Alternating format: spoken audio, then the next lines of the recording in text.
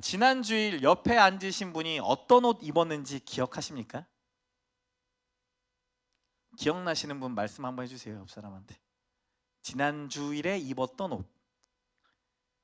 거의 기억 못하실 거예요. 근데 지난 주일에 세례자들에게는 저희가 특별히 하얀 옷을 입고 오라고 했고, 성도들에게는 다채색 옷을 입고 오라고 했어요. 그래서 저기 있는 미애 지사님이 오렌지색 옷을 입고 오셨죠. 이 색은 나만 입고 왔을 거다 하면서 입고 오셨다고 하더라고요. 하윤 성도와 해나와 산이는 일부러 하얀색 옷을 입혔습니다. 그래서 다양한 색 속에서도 이 하얀색 입은 사람들이 돋보이게 하려고 했었어요. 왜 하얀색 옷이었을까요? 하얀색이 뭐를 상징하니까? 순결, 순수, 진실함을 상징하니까 이들의 고백이 하나님 앞에서 순결하고 순수하며 진실되다라는 것을 상징적으로 보여주려고 했던 거예요. 그런데 왜 하얀색 옷을 입고 와야 되는지 물어보는 분이 아무도 없었어요. 하윤쌤도 해나도 저희 아내도 다 의도가 있다라는 거예요. 오늘 본문은 성막이라는 특별한 공간을 만들 것을 이야기하시면서 그 사이에 성막에서 이루어지는 제사를 진행하는 제사장들의 옷에 대해서 소개합니다. 그 소개 영상을 한번 보여드릴 건데요. 바로 한번 틀어주시죠. 안녕하세요 여러분, 오랜만에 성막 투어네요. 오늘 소개해드릴 것은 바로 제사장의 옷입니다.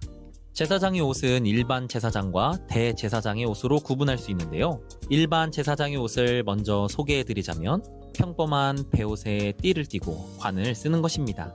성막을 관리하고 제사를 진행하는 일에 최적화되어 보이네요. 대제사장의 옷은 여기에 두 겹을 더 껴입습니다. 청색 겉옷과 에봇을 입은 모습이 굉장히 화려하게 보이네요.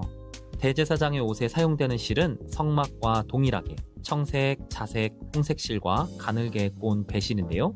여기에 특별하게 금실까지 더해지네요. 재료나 구성을 보아하니 성막의 축소판 같네요. 대제사장의 옷의 양쪽 어깨에는 호마노라는 보석을 사용하는데요. 여기에 12지파 이름들을 나눠서 새겨놓습니다. 하나님께서 자신의 백성을 지워지지 않을 이름으로 기억하시는 것처럼 보여지네요. 청색 겉옷 밑단에는 하나님의 영광을 뜻하는 성류 모양과 거룩성을 상징하는 금방울 장식이 달리는데요. 특별히 금방울에서 나는 소리를 통해 대제사장은 항상 자신의 역할과 본분을 떠올리며 그 임무를 겸손하고 조심스레 행했을 것 같네요. 가슴의 흉패는 대제사장 의복 중 가장 화려하고 중심이 되는 부분인데요. 12가지 종류의 보석을 각 지파마다의 이름을 새겨서 장식합니다. 이것도 어깨에 새겨진 것과 마찬가지로 영원히 지워지지 않고 우리를 기억하시는 하나님의 약속과 은혜를 생각나게 합니다. 흉패에는 우림과 둠림이라는 것이 보관되는데요. 명확하게 이것들이 무엇을 의미하고 어떻게 사용되었는지는 모르지만 확실한 것은 하나님께 가부를 묻고 뜻을 분별하는 역할을 함으로써 오직 하나님께 모든 것을 의지하는 모습을 보이는 것을 알 수 있습니다. 마지막으로 머리에 쓰는 관에다가 여호와께 성결이라는 문구를 금판에 새겨 달게 됩니다. 이것 덕분에 백성들이 가져오는 재물이 자신도 모르는 와중에 혹시나 흠이 있어도 정결한 것이라고 받아주시겠다고 하네요. 정말 하나님의 은혜는 놀랍도록 자세한 것을 볼 수 있어요. 자, 이제 오늘 말씀을 통해 더욱 자세하게 그 모양과 의미를 살펴보도록 하겠습니다. 아직도 잘 이해가 안 된다 하시는 분은 돌려보기 하시면 돼요. 저는 이 제사장 옷을 지으라고 하신 하나님의 의도가 무엇일까? 라는 질문을 가지고 오늘 같이 말씀을 나눠보려고 합니다. 제가 이 말씀을 개인적으로 묵상하는데 이 말씀을 받고 있는 사람이 누구죠 지금? 시내산에 올라가 있는 모세입니다.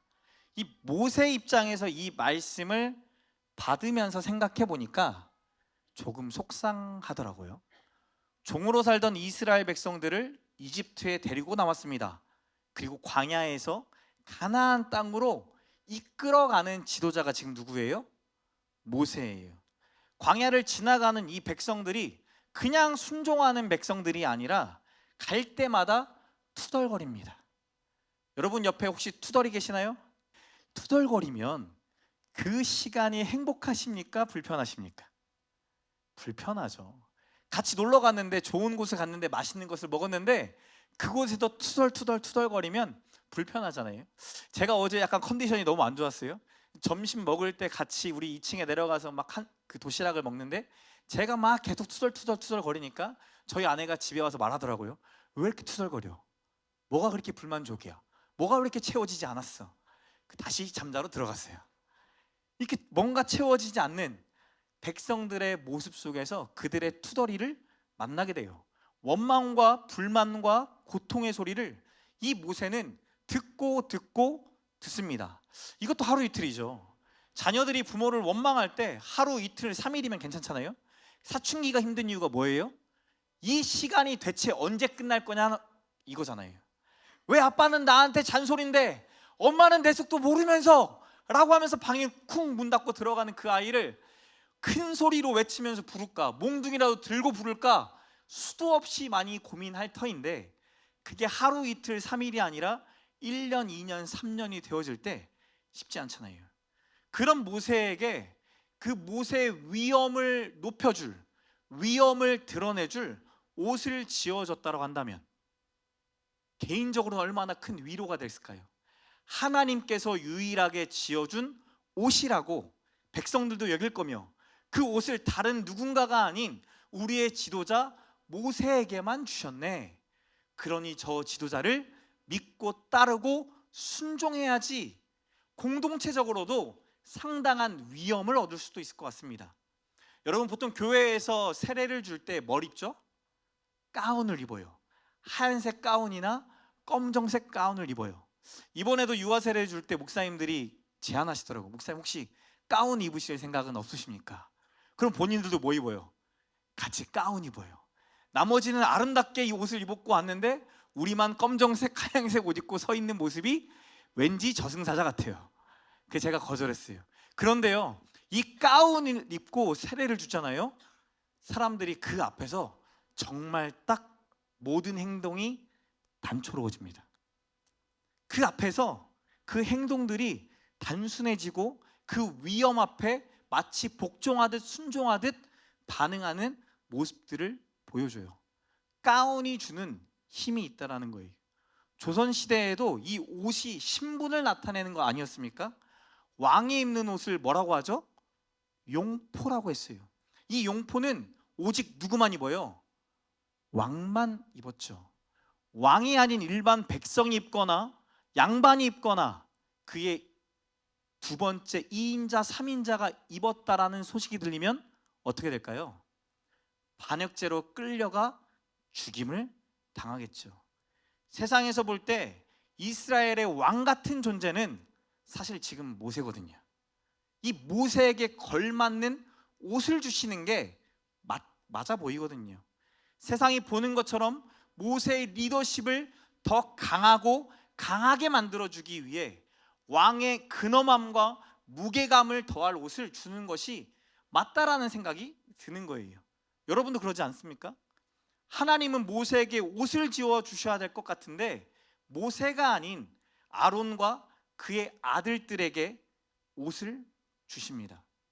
그리고 그 옷에 대해 2절에 이렇게 말합니다. 영화롭고 아름답게 보이는 거룩한 옷이다. 그 옷을 보는 순간에 사람들이 느끼는 거예요. 오, 뭔가 다르네. 오, 뭔가 높아 보이네. 제가 모세라면 저는 물었을 것 같습니다. 하나님, 왜 제가 아니고 아론입니까? 하나님, 아론이 한 게 뭐가 있습니까? 제가 다 들었던 것 같이 따라다니면서 말만 해줬을 뿐인데 그의 아들들이 대체 이 출애굽하는데 이 이스라엘 백성과 함께 광야를 걷는데 대체 무슨 공로가 있기에 이 아들들에게 이런 특별한 은혜를 주십니까? 그들이 저와 다른 게 무엇입니까? 여러분도 혹시 하나님이 불공평하다고 느끼신 적 있지 않으십니까? 하나님은 왜 저를 이런 가정에 태어나게 하셨는지. 여러분, 저도 어릴 때 목사의 아들로 살아가는 게 그렇게 행복하진 않았거든요. 목사의 아들로 살아가는데 내가 목사야. 성도들은 나를 목사로 대해요. 모든 것이 완벽하고 모든 것이 흠이 없는 실수조차 용납해 줄 수 없는 한 어린아이가 아닌 한 어른으로 저를 대하니까 싫죠. 호주로 유학 가자마자 느꼈던 그 자유함이 너무 좋았어요. 똑같이 예배당에 가서 예배를 드리는데 내가 목사 아들인 것을 아무도 모르고 설령 안다고 한들 담임 목사 아들이 아니니까 제가 자유로운 거예요. 찢어진 청바지를 입고 가기를 즐겨했습니다. 너무 행복했어요. 찢어져서 사람들이 보더니 야, 너 되게 시원하겠다. 근데 너 보니까 패션이 남다르네. 그 다음 날은, 다음 주에는 이 청바지에 글자가 적힌 거 입고 갔어요. 그거 한때 유행인 거 아시죠? 여기다 다양한 색깔에다가 막 글자 박혀가지고 이 글자 입고 가면은 그 무슨 글자인지도 모르고 그냥 막 멋있게 걸어 다녔던 거. 그럼 또 교회 누나들이 던져주는 그 감언이설 같은 한마디에 또 제 마음이 녹아서 아, 나는 패셔니스타다, 패션스타다. 그렇게 어느 순간 보니 제 옷은 형광색으로 가득 차 있어요. 저희 아내가 이 농장을 보고 패션 테러리스트다, 누가 당신과 같은 사람과 결혼하겠냐 라고 청년 교사 선생님 때 얘기했는데 저분이 저와 결혼해 주셨어요. 여러분, 이 옷이요, 우리를 나타내는 것과 동시에 우리의 불공평한 삶을 나타내기도 하죠. 왜 나를 아론의 집에 태어나지 않고 이 집안에 태어나게 하셨느냐고. 왜 나는 저 사람들이 누리는 저 옷과 저 환경과 저 여유를 누리기보다 왜 개미처럼 일하는 사람으로만 살아가야 되냐고. 왜 하나님은 공평하셔야지 신이신데 왜 이렇게 사람을 차별하시냐고. 왜 저들에겐 주시고 나에게는 주지 않냐고 여러분 질문할 때 참 많이 있지 않습니까? 그런 관점에서 보면 무엇으로 얘기하고 있는 거예요? 내가 참 많이 수고하노라고, 내가 참 많은 책임과 수많은 지탄 속에서도 내가 이것들을 견디며 모세와 같이 지금 살아가고 있노라고 억울한 마음이 저와 여러분에게도 있는 거죠. 그런 관점으로 저도 이런 질문이 드는 거예요. 그렇다면 왜 아론과 그의 아들들을 선택하셨을까? 제가 이 질문을 가지고 성경을 보는데 해석이 되질 않아요. 그리고 나서 보니 제 질문이 잘못됐더라고요. 하나님이 주신 옷에 보니까 9절에 보면 호마노 2개를 가져다가 그 위에 이스라엘 아들들의 이름을 새기라 라고 말씀합니다. 분명히 대제사장이 옷을 입고 갔는데 양쪽에 있는 이 호마노 돌 위에 이스라엘 아들들의 이름을 적으라는 거예요. 그리고는 판결 흉패라는 곳, 12개의 보석이 박혀있는 그곳에도 뭐가 적혀 있어요? 이스라엘 아들들의 이름이 나이 순서대로 적혀 있어요. 아론의 가문이 대표하여 제사장의 옷을 입었지만 그 옷에는 누구의 이름들이 적혀 있습니까?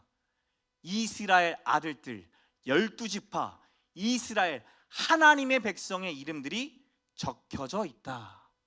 모두 하나님께 속한 나의 백성이다라는 것을 보여줘요. 이것을 읽고 난 이후에 저의 질문이 바뀝니다. 아론의 가문에게 옷을 주시며 그럼 대체 뭘 하기 원하셨던 걸까? 우리 1절 말씀 같이 읽겠습니다. 1절 말씀 시작. 나를 섬기는 제사장 직분을 행하게 하되. 제사장 직분을 행하게 하되. 아론과 그의 아들들에게 제사장의 옷만 주신 것이 아니라 제사장 직분이라는 것을 주셨다라고 말씀합니다. 그 직분에 대해서 1절에 이런 형용사를 써요. 나를 섬기는. 제사장은 누구를 섬긴다고요? 왕을 섬기는 게 아니라, 유력한 자를 섬기는 것이 아니라, 돈이 많은 자를 섬기는 것이 아니라, 부모를 섬기는 것이 아니라 하나님을 섬기는 자, 하나님을 섬기는 일을 하는 자들을 제사장이라고 부른다고요. 또한 이 제사장이라는 단어에서 유추해 볼 수 있는 것은 하나님께 제사를 드리는 일을 하는 직분이다라는 것을 알 수 있어요. 다시 말하면 하나님을 섬기는 자들, 하나님께 제사를 드리는 자들, 그러한 자들로 아론과 그의 백성들을 구별하셨다라는 거예요. 아론의 가문이 특별하다는 것이 아니라 하나님께 드려지는 그 제사가, 하나님을 섬기며 드려지는 그 예배가 특별하다는 것을 강조하고 계신 거죠. 그렇다면 여러분도 질문해 보셔야죠. 제사가, 예배가 왜 이토록 이스라엘 백성에게 그리고 오늘날 우리에게 특별할까? 우리는 끊임없이 나의 어떠함을 증명하라는 세상의 자리에서 살고 있어요. 목사인 저도요, 저의 자리를 증명하라고 그렇게 요구하는 것 같더라고요. 이번 주에 대전에 있는 한국 침례신학교 학부생들이 모여져 있는 자리에 다음 세대 개척교회를 소개하는 교회로 제가 소개되어져서 특강을 하고 왔어요. 그 자리에 가서 준비한 내용들을 가지고 풀으려고 딱 얼굴을 보는데 우리 왼쪽에 있는 아이들의 얼굴 같아요. 고개를 숙이거나 눈을 감고 있거나 마스크로 얼굴을 다 가리고 있거나. 우리 아이들의 잘못이 아니죠. 지금 시험 기간이에요. 시험 기간 준비하고 있어요. 우리 아이들 위해 박수 한번 쳐주세요. 이런 아이들에게 어떻게 해야 제 특강이 먹히고 들릴까요? 재밌게 해야죠. 들리게 해야죠. 안 졸리게 해야죠.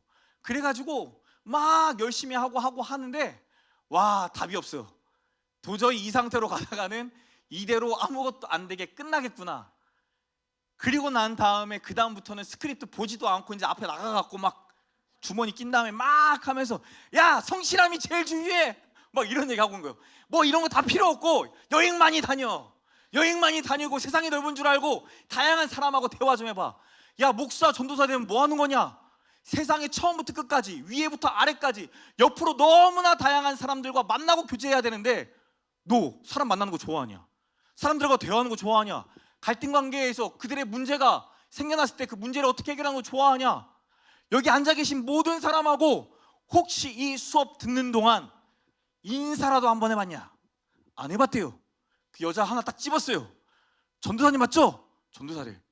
당신에게 숙제를 드리겠습니다.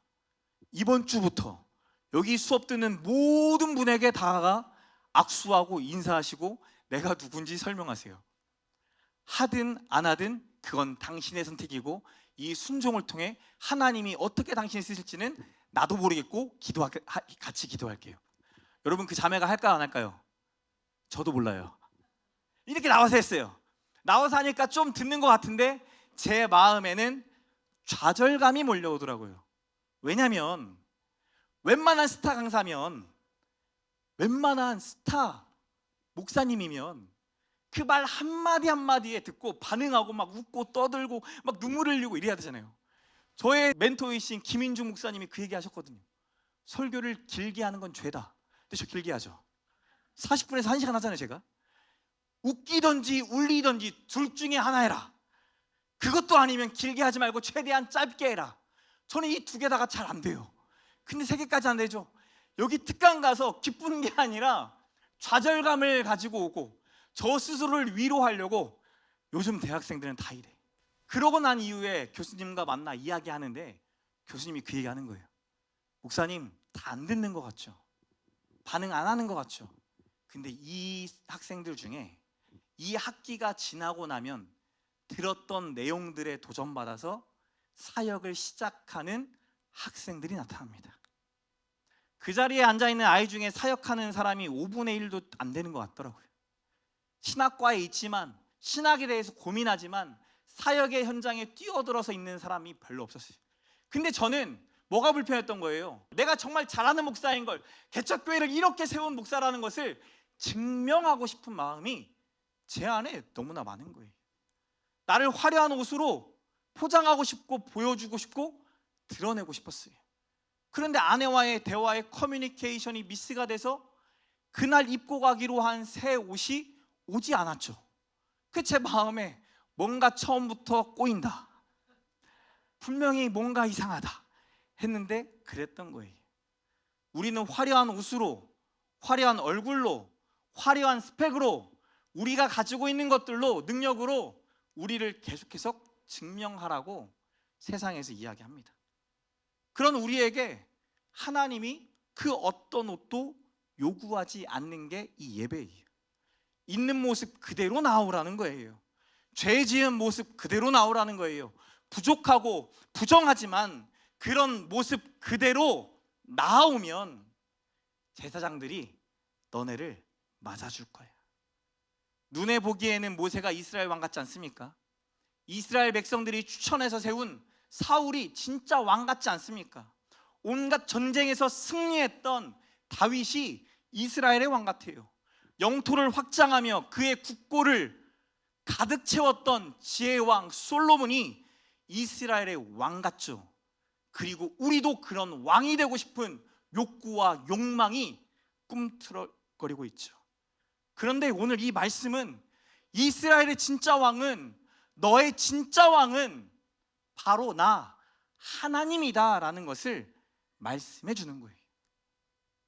내가 왕이기에 이 왕 앞에 나와 예배하는 것, 예배자로 서기를 바라시는 하나님이 말씀이에요. 예배는 우리의 화려함을 자랑하는 자리가 아닙니다. 오늘 저도 한번 멋있게 정장 쫙 입고 빼입고 와볼까 고민했어요. 조끼까지 딱 껴입고 그럼 되게 댄디해 보이고 영국 신사 같지 않겠습니까? 오랜만에 제가 올빼가다 옆으로 옆머리 좀 내렸어요. 좀 괜찮아 보이나요? 이유가 있어요. 제이가 지난주에 저에게 조언해 줬거든요. 목사님은 올백보다 내리는 머리가 더 멋있습니다. 저도 멋있어 보이고 싶어서 머리도 내리고 화장품도 바르고 이 자리에 서 있는데, 하나님은 우리의 화려함을 자랑하라고 이 자리에 우리를 모으신 게 아니라 우리의 어떠함 그대로를 가지고 나오라고 예배의 자리로 초대하신 거예요. 그래서 이 예배의 자리는 화려한 자리가 아니라, 우리가 화려해서 막 빛나는 자리가 아니라 하나님의 화려함, 그분의 아름다움을 마주하는 자리예요. 어떤 아름다움입니까? 아름다움이라고는 찾아볼 수 없는 세상 속에서 이런 나도 사랑하시는 아름다움, 이런 나도 품에 안아주시는 아름다움을 경험하는 자리가 이 예배의 자리예요. 여러분, 블레스문이라는 화장품 회사, 우리 청년들하고 중고등부 아이들하고 서울에 올라가서 만났었죠. 그 문은빈 대표 이야기 기억하십니까? 그녀가 6년 만에 일궈낸 성과가 어마어마하죠. 매출이 약 400억이라고 했어요. 그리고 저희를 만났을 때에는 한국, 일본, 대만, 중국뿐만 아니라 미국과 유럽까지 확장하고 있었고, 심지어 코스트코에서 제안이 먼저 와서 미국의 코스트코에 자신의 화장품을 입점하는 단계에 이르렀다. 그거 하러 곧 만나러 간다 라는 이야기를 들었어요. 그리고 겨울에는 잠실 롯데백화점에 블레스문이라는 회사를 그곳에 입점시키고 사람들에게 알리는 홍보 행사를 했다라는 이야기를 하는 거예요. 여러분, 대단하지 않습니까? 6년 만에 어떻게 그런 일을 하냐고요. 그런데 그녀가 사업을 대하는 태도, 예배를 대하는 태도에 대한 이야기를 듣고 더 충격받았어요. 이 대표가 하는 이야기가 이 말이에요. 나는 화장품을 파는 사람이 아니다. 나는 컨텐츠를 파는 사람이다. 여기서 컨텐츠가 뭔지 아세요? 하나님을 예배하는 찬양이에요. 나는 하나님을 전 세계 곳곳 다니면서 찬양하기 위하여서 사업이라는 것을 하기 시작했고, 그 사업의 도구로 지금 화장품을 팔고 있다라는 얘기를 하는 거예요. 나는 사업가이기 전에 예배자이고 찬양사이다라는 말을 합니다. 그래서 어떻게 됐냐? 라는 말을 들어보니까 초청되었던 박람회에 주일이 되어 문을 닫았더니 그 다음날 방송국 기자들, 신문 기자들이 자기를 찾아와 인터뷰가 쇄도했다라는 이야기를 해요. 무슨 말이냐? 주일날 문을 닫았는데 왜 오냐? 했더니 박람회에 참여했던 그 어떤 회사도 주일에는 문을 다 열었는데, 주일이건 일요일이건 상관없이 다 문을 열었는데 참여한 회사 중에 유일하게 당신만 문을 닫아서 모두가 왜 닫았는지 궁금해한다. 대체 왜 닫았습니까? 라는 인터뷰가 쇄도했고, 그 인터뷰 때문에 나 하나님께 예배하는 날 하나님 앞에 온전히 예배하기 위해서 문을 닫았다라는 그 말이 미국 뉴스페이퍼에 대서필들되며 수많은 바이오들이 찾아오는, 내가 하지 않은 일들을 하나님이 하고 계신 것들을 경험하게 됐노라 라는 얘기를 한다라는 거예요. 그러면서 이런 얘기도 해요. 화요일 날 오륜교회 렘넌트 워십에서 자기가 찬양으로 섬기는데 화요일 오후 시간도 목사님 저는 일하지 않습니다. 근데요 목사님, 이 예배 드리는 게 흔들리는 때가 있어요. 언제냐면 술 먹고 싶을 때. 이분이 그 얘기하는 거예요. 제가 술을 너무 좋아하는데, 제가 주당인데, 이런 제가 하나님이 세우시는 기업, 하나님이 원하시는 예배, 하나님이 원하시는 콘텐츠를 하려다 보니 이 술이라는 것을 끊어야겠다는 결론을 내렸고, 결론을 내리고 사업을 하는데 어려운 일이 닥칠 때마다, 제 마음이 흔들릴 때마다, 제 중심이 움직일 때마다 이 술이라는 것에 자기가 합리화시키며 감정을 토로하는 도구로 사용하고 있다는 거예요. 그래서 자기 주변에 오른팔 왼팔이 있는데 그 오른팔 왼팔이 술 먹으려고 하면 먼저 말해준다는 거예요. 시험 들었구만, 낙심됐구만, 영적 공격 있구만, 지금 바로 서야지, 예배하러 가자. 유명한 대표가 찾아와도, CEO가 만나러 찾아와도 주일에는, 화요일 오후에는 목사님 저는 만나지 않습니다. 예배를 통해 나의 모습을 보게 하시고, 나의 중심을 보게 하시고, 내가 있어야 할 자리를 하나님이 보게 하시니까요. 내가 술을 찾으면 내 주인이 바뀌었다라는 증거인 것을 하나님이 보게 해주셨어요. 여러분, 예배의 자리에서 여러분을 보는 거예요. 예배의 자리에서 흔들린 여러분을 보는 거예요. 예배의 자리로 초대하셨지만 이 예배의 자리에서 여전히 불안하고 부정하고 연약한 우리의 모습을 마주하는 거예요. 하나님은 그런 모든 자들을 품에 안으시고 그들과 함께 하시며 그들을 통하여서 하나님의 나라를 이루기 원하신다는 것을 성경이 말하고 있고 증명하고 있어요. 이강렬 목사가 아무리 수많은 세미나를 가고 특강을 가고 그곳에서 하나님이 하신 일들을 이야기한다 한들, 여러분, 제 예배가 세워지지 않았을 때는 이 모든 게 헛것이더라고요. 제 예배가 세워지지 않았을 때, 제 중심이 있는 모습 그대로 하나님께 말하지 않을 때 제가 점점점 무너져가는 것을 경험하게 돼요. 이 세미나를 마치고 세미나를 주최했던 목사님이 저에게 책을 쓰자라는 제안을 하세요. 침례신학교 안에서 이 젊은 목사님들을 대상으로 하는 목회에 관련된 책을 쓰려고 하는데, 침례신학교는 어떤 분이 쓰실 건데 장로교에서는 이강렬 목사님이 써주시면 감사하겠습니다. 여러분, 할렐루야죠? 특강은 망친 것 같은데, 특강은 무너진 것 같은데, 나는 나의 어떠함을 계속 증명하고 고백하고 나타내려고 했는데, 그래서 누군가를 설득하고 누군가를 끌어가고 누군가를 조정하고 싶어라 하는데, 하나님은 그런 나에게 내가 너의 주인이고 내가 너를 이끌고 있고 내가 너를 가장 선한 길로 인도하는데, 강렬아, 무엇이 그렇게 불안하고 무엇이 그렇게 불안정하고 무엇이 그렇게 너로 하여금 힘들게 하냐. 이런 목사도 감사가 떨어질 때가 있더라고요. 기쁨이 사라질 때가 있어요. 하나님의 은혜가 느껴지지 않을 때가 있어요. 답답하죠. 그런데 그 자리에 그 온갖 방법들을 동원해서 찾아가 보지만, 사람들을 만나보지만 채울 수 없는 그 공허함은 이루 말할 수가 없어요. 아내와 어제 그런 이야기를 해요. 오빠는 어떨 때 가장 힘들어? 요즘 오빠의 가장 큰 스트레스는 뭐야? 무슨 말이에요? 제 입술에 감사가 나오기보다 불평, 불만이 계속 나오고 있다. 그래서 캐묻고 싶은 거예요. 그래서 저한테 심리상담요법을 쓰더라고요. 갑자기, 오빠 이거 내가 월요일날 가서 배운 건데, 그 오빠 비가 내리고 있다고 생각해봐. 비가 내리고 있는 와중에 사람이 하나 있는데 그거 한번 그려봐. 제가 뭐라고 말했냐면, 장대비가 내리는데 홀맨 하나가 그냥 서 있어 라고 말했더니 저희 아내가 뭐라고 말하냐면, 안전보호장치가 아무것도 없네. 오빠 정말 스트레스 많이 받나 보다. 그러면서 내심 아쉬워하는 것 같아요. 자기가 거기에 있어야 되는 자기가 없으니까. 그런데 제 마음에 진짜 그런 공허한 순간들이 올 때가 있어요.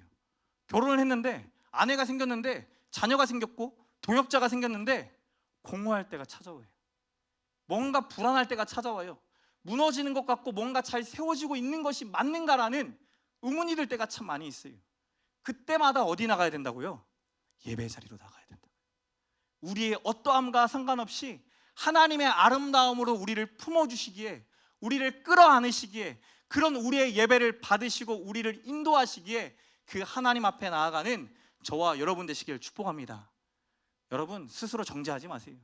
나 이것밖에 안 되잖아, 저것밖에 안 되잖아, 또 넘어지잖아, 또 부족하잖아. 그럴 수 있어요. 그런 우리를 사랑하셔서 부르셨고, 완벽해서 부르신 게 아니라, 화려해서 부르신 게 아니라, 뭔가 특별해서 부르신 게 아니라, 그분이 특별하고 특별한 그분이 선택하셨기에 우리가 특별해지는 것뿐이에요. 옆 사람 보면서 고백합시다. 당신은 너무나 특별합니다. 당신은 너무나 아름답습니다. 하나님 눈에는요. 그 말은 무슨 뜻이에요? 내 눈에는 그렇지 않을 때도 있다. 여러분, 이 제사장의 에봇을 만들 때 이 속옷 위에다가 또 그 위에 겉옷을 만들 때 6절에 보니까 청색, 자색, 홍색, 가늘게 꼰 배실에 금실을 더해 만들었대요. 근데 그냥 만든 게 아니라 정교하게 짜서 만들었다라는 표현을 씁니다. 이것은 지성소의 휘장, 지성소에 있는 커튼, 이 커튼을 만들 때 쓰여졌던 재료와 기술이 동일하게 쓰여집니다. 지성소는 어떤 곳이에요? 법궤가 있는 곳, 하나님의 임재가 있고 그곳에서 이스라엘 향해 말씀하시는 하나님의 말씀이 있는 곳이 이 지성소란 말이에요. 이 지성소를 마치 제사장의 옷에 박아 놓은 듯 보여요. 하나님은 이스라엘 백성에게 반드시 말씀하시겠다라는 거예요. 너가 어떠한 모습으로 나를 찾아오든지 간에 나는 반드시 너희에게 말할 거다. 너희를 인도할 거다. 내가 너희와 함께 한다라는 것을 말하고 싶은 거죠. 여러분, 세상에 이방신은요 화가 있다라고 표현합니다. 그래서 무당한테 찾아가고 뭐 타로 찾아가고 온갖 이방신들에 찾아가 사는 게 뭐예요? 그들의 화를 누그러뜨리는 거예요. 내가 이렇게 잘못했고 이렇게 부족했고 내 과거에, 아니 내 전생에 이런 나쁜 일들을 해왔는데 이 화를 신이여 누그러뜨려 주소서. 나를 좀 이해해 주소서. 내가 이렇게 공양을 바치고 내가 이렇게 돈을 바치고 이렇게 시간을 바치고 빌고 비니 내 어려움과 내 문제와 내 상황을 당신의 화가 누그러져서 나를 좀 구원해 주소서. 나를 좀 그냥 예쁘게 봐주세요라고 말하고 있다고요. 그런데 오늘 성경은 우리가 무엇을 해서가 아니라 무언가를 바쳐서가 아니라 하나님은 끊임없이 우리에게 말씀하기 원하시는 분이다라는 것을 보여주고 있어요. 여러분, 가정이 세워지는 가장 쉽고 가장 쉬운 방법이 뭔지 아십니까? 대화예요. 대화가 회복되면 부부관계가 회복되고 자녀의 관계가 회복되고 하나님의 관계가 회복됩니다. 대화가 사라지면요 그것은 지옥이 되는 거예요. 대화 없이 하루, 이틀, 3일 살아볼 만하죠. 근데 대화 잘하는 부부 보면, 대화 잘하는 아빠, 엄마 관계를 보면, 아들과 자녀의 관계를 보면 너무 부럽죠. 나도 저거 누리고 싶은데. 돈으로 대화를 살 수 있나요? 없어요. 대화를 통해 소통하게 되고 그 마음을 알아가게 되고 그 마음을 알아가는 것을 넘어서 같은 방향을 향해 시간과 물질과 삶을 줄 수 있거든요. 대화가 사라지면요 그렇게 답답하고 그렇게 막막하고 그렇게 외로워요. 결혼한 이후에 부부싸움 하고 난 다음에 다 느끼는 거잖아요. 맨 처음엔 너무나 좋아서 결혼했는데, 너무나 사랑스럽고 아름답고 예뻐서 결혼했는데, 그 사람과 부부싸움 하고 난 이후에 대화를 하루, 이틀, 3일, 4일 안 하면 직장에 가서도 불편하고 밥을 먹어도 맛있지도 않고 그냥 오늘 하루가 어떻게 지나가는지를 모르고 불편한 감정으로 살아요. 우리 효정 사모님이 지난주에 그 얘기를 하더라고요. 목사님, 요즘에도 남편 목사님과 한 번씩 싸우는데 이제는 싸웠다가 출근하고 있을 때 전화로 미안해, 화해하자 라고 말하면 또 웃으면서 화해한다는 거예요. 여러분, 옆 사람 보면서 고백합시다. 미안해, 화해하자. 빨리 해보세요. 자, 빨리 보세요. 그게 그렇게 안 나와요. 해가 지기 전에 분을 품지 말라. 마귀에게 틈을 주지 말라. 무슨 말 하는 거예요? 분으로 인해 대화가 되지 않아요. 분으로 인해 소통이 안 돼요. 소통이 안 되면 그때부터는 내가 이 사람과 뭘 하고 있어도 그곳은 천국이 아니라 지옥이 되죠. 사랑하는 성도, 우리가 왜 말씀이 있습니까? 왜 말씀을 묵상합니까? 말씀을 통해 왜 우리가 은혜를 사모하고 사모합니까? 하나님의 마음 깨달으려고요. 하나님의 은혜를 누리려고요. 더 나아가 나에게 주신 이 은혜가 하나님 무엇을 향하고 있는지 묻고 물으며 그 의견들을 반영해 가면서 살아가는 거예요.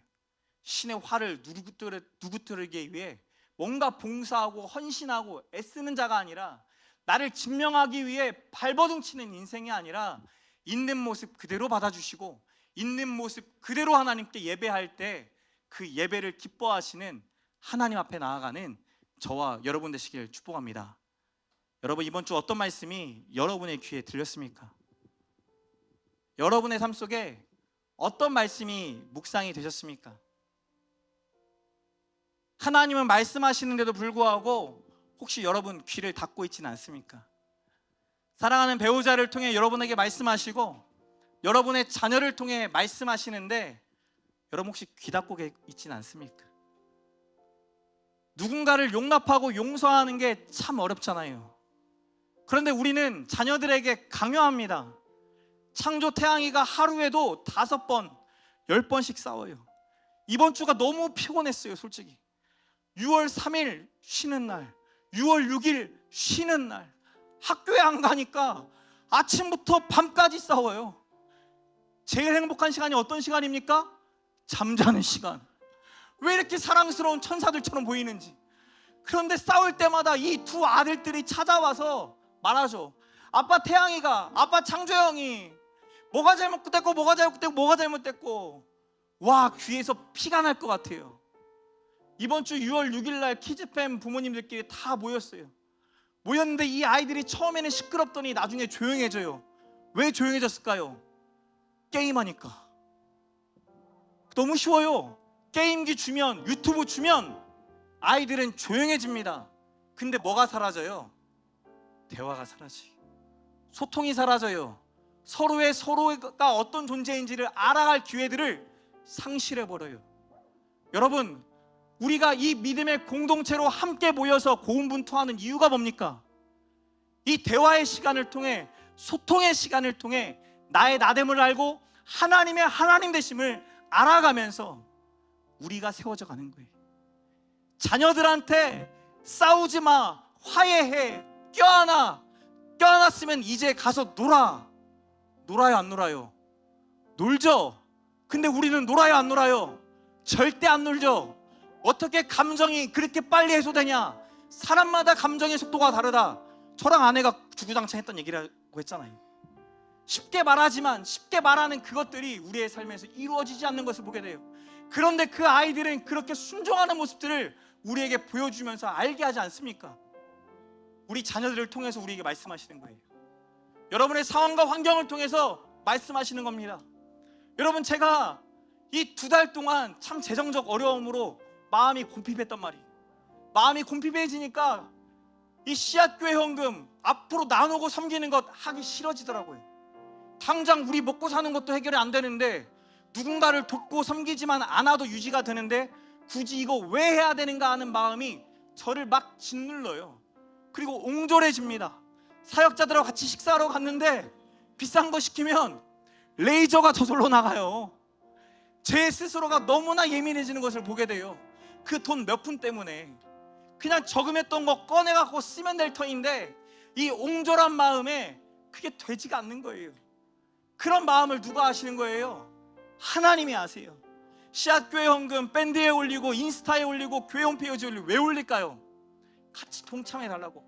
하나님의 선한 일인데 이 선한 일에 동참할 예배자, 하나님을 따르는 자들을 간절히 원하노라고. 그건 재밌는 사건이 있죠. 만 3년이 지나고 난 이후부터 저희 교회를 후원해 주셨던 분들이 후원을 하나씩 끊기 시작했어요. 그러니 작년에 있었던 재정보다 한없이 적죠. 그리고 더 나아가 우리 성도들도 경제적 어려움을 지금 다 직면하고 있잖아요. 그러니까 줄어들어요. 그 제 입술에 나왔던 고백이 뭔지 아십니까? 역시 4년째는 힘드네. 역시 4년째는 버텨야 되는 거네. 그냥 역시 4년째는 은혜보다도 내가 스스로 버텨야 되는 거네. 그리고 난 다음에 이상한 문자가 딱 와요. 100만 원 입금했습니다. 목사님, 저희 2딸을 위해 기도해 주세요.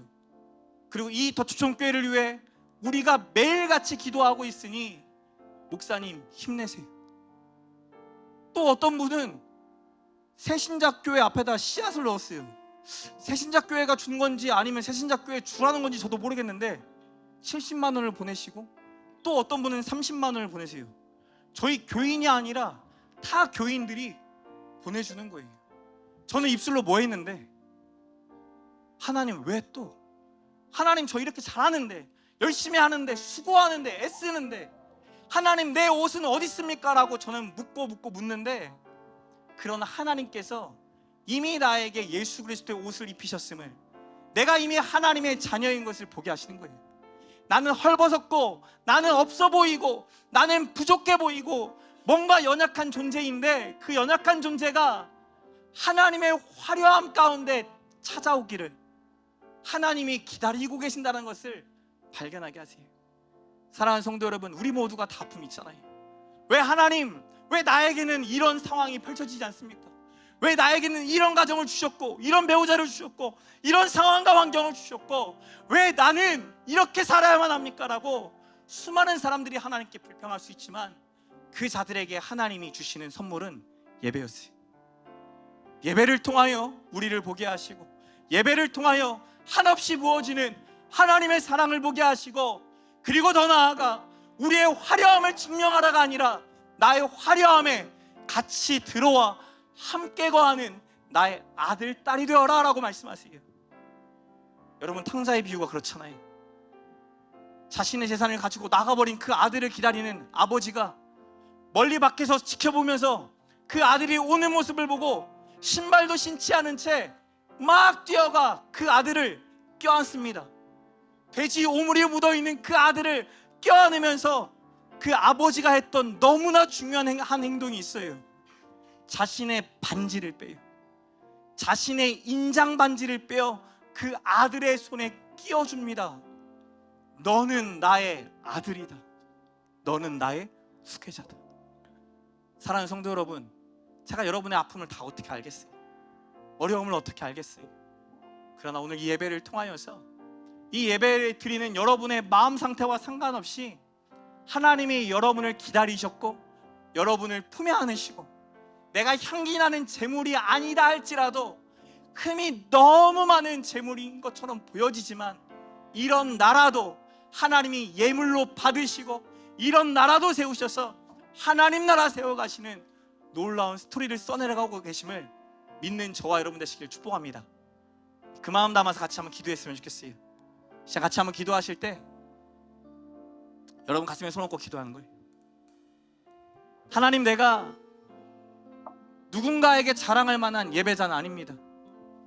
하나님, 내가 이것도 잘하고 이것도 충분하고 이것도 할 수 있는 그런 사람인 줄 알고 살았고, 그렇게 되려고 했으면서 살았는데 그냥 있는 모습 그대로 나를 받아주시는 하나님 앞에 내가 서 있음을 보게 하여 주시옵소서. 어떠한 모습과도 상관없이 화려한 하나님의 옷으로 나를 품에 안으실 뿐만 아니라 그 옷을 입혀주시는 그 아버지의 사랑이 믿어지게 하시고 경험되게 하시고 고백되게 하여 주시옵소서. 여러분을 위해 기도하도록 하겠습니다. 사랑과 은혜가 풍성하신 하나님 참 감사합니다.